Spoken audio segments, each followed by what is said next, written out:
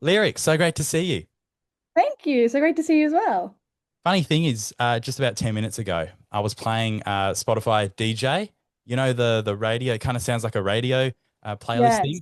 And one of your Yes. songs came on, which is Aw. wild because I'm actually speaking to you right now. And it kind of got me thinking, what's that moment like for you when you hear your own music out in the world? It's crazy. I had my music come on in the car on Triple J for the first time like a couple of months ago, and I was driving with my friend, and it was just like so surreal because you always wait for that moment. You're like, I wonder when I'll hear it when I just like I'm not expecting it, just like in the car or something. And then it happened, and I was like, damn, that's crazy. And we both danced along to the songs. So that was very fun.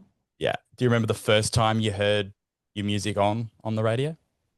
Think the first time I would have been on the radio would have been on like a really small like community station, probably like a couple of years ago. And I remember like sitting by my phone, like listening to like the rerun because I didn't even know how to listen to it live. I could only get like the rerun of it. And I was like listening to it and they'd introduce my song. I was like, that's crazy. That's so cool. So yeah, I was very excited when that first happened. I've been spinning your latest EP. I'm loving it. And I found that your songs, honestly, they feel like they capture those tiny miracles in everyday life, moments that hit pause and everything. So I'd love to know what's one everyday moment you wish you could press pause on and cherish forever?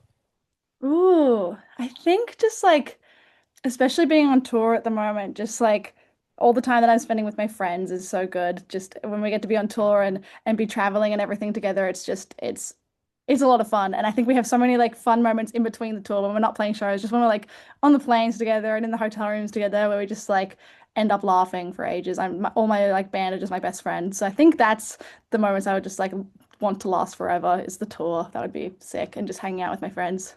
100%. Now, the latest project is called The Art of Falling First. There's 6 songs on there, under 20 minutes, so it's a real easy listen.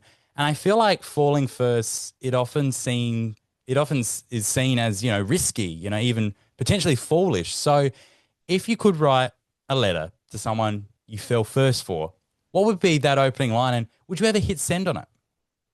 Oh, it is scary because it's always a little freaky, like having feelings for someone when you don't know if they like you back. I think that's always the scariest thing is when you're sort of the one making the first move is a little terrifying. So as scary as it would be, I would say still hit send. Like you've just gotta, it's better to know than to just keep it to yourself forever. And I think you've just got to realize that there's no embarrassment in falling first. There's no embarrassment in having a crush on someone, even if they don't end up reciprocating it. That's just sort of how life is. So I think you just sort of got to get over that.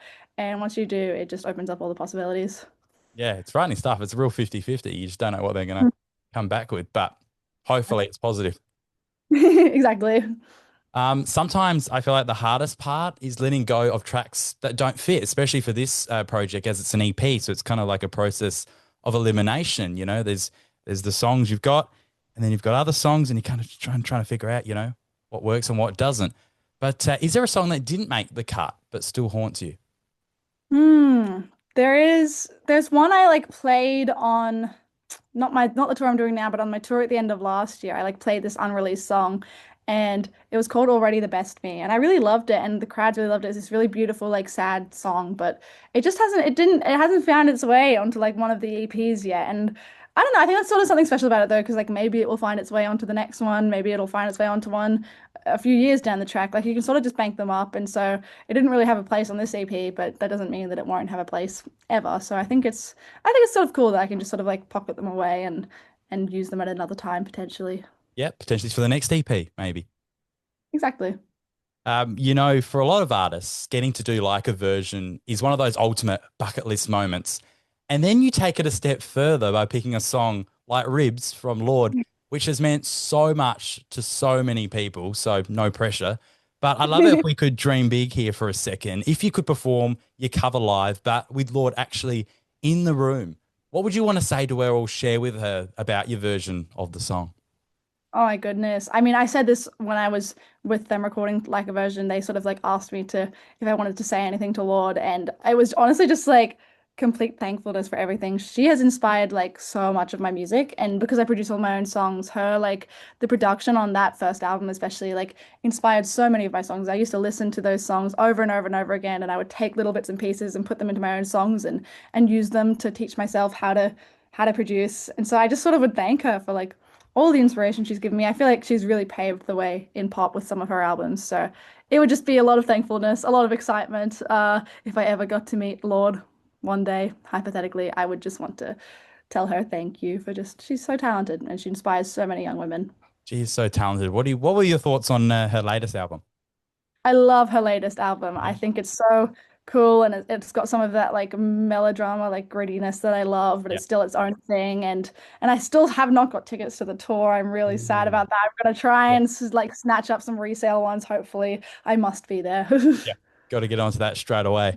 Lyric, Exactly. one thing I always ask artists, because I think it always says so much about your journey and your resilience, is this: what's your favorite failure? I mean, is there a moment where something in your music career went completely off track, like didn't go to plan whatsoever, but looking back now, it turned out to be a blessing for you or your music?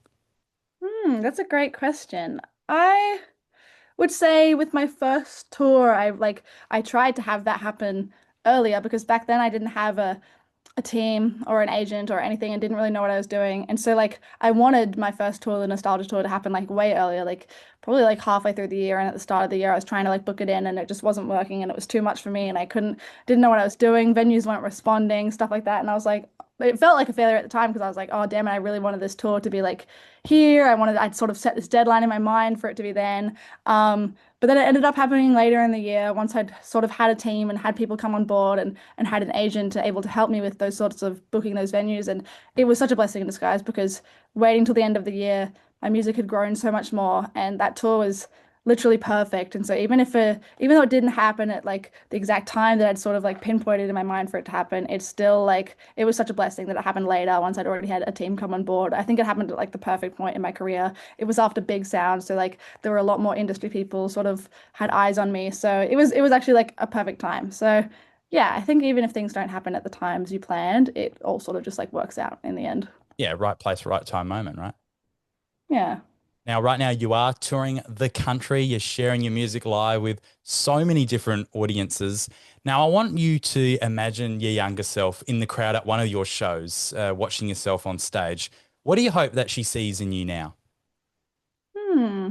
I hope that she just sees confidence. I think I was just a very nervous young kid. I mean, I still am so anxious, but I just, yeah, suffered with anxiety a lot. And so I think I just would love her to see like how confident and how at home I feel on stage and just sort of like hopefully would give her a little bit of hope for the future that you don't always have to be so stressed out about everything. I'm sure she'll be super proud. Yeah. Lyric, thank you so much for your time today. It really means a lot. And good luck with the rest of the tour.